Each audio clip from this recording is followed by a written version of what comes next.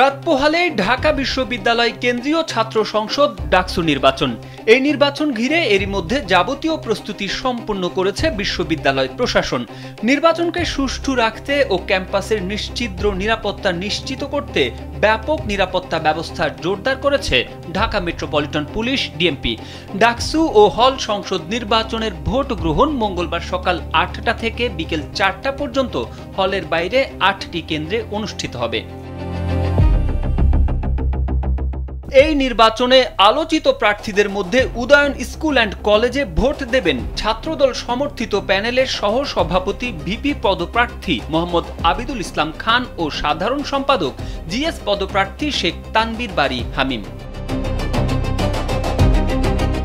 শিবির সমর্থিত সহ সভাপতি ভিপি পদপ্রার্থী আবু সাদিক কায়েম, সাধারণ সম্পাদক জিএস পদপ্রার্থী এসএম ফরহাদ ও সহ সাধারণ সম্পাদক এজিএস পদপ্রার্থী মুহাম্মদ মহিউদ্দিন খান ভোট দেবেন উদয়ন স্কুল অ্যান্ড কলেজে।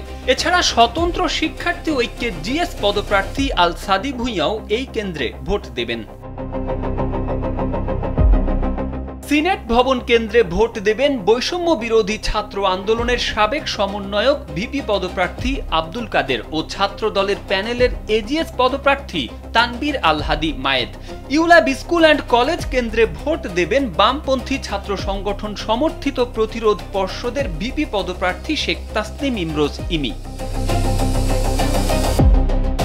এছাড়া শারীরিক শিক্ষা কেন্দ্রে ভোট দেবেন বাম জোটের জিএস পদপ্রার্থী মেঘ মোল্লার বসু সহ এ প্যানেলের এজিএস জাবির আহমেদ জুবেল। ভূতত্ত্ব বিভাগ কেন্দ্রে ভোট দেবেন স্বতন্ত্র শিক্ষার্থী ঐক্যের ভিপি পদপ্রার্থী উমামা ফাতেমা। তারেক আহমেদ, কালবেলা।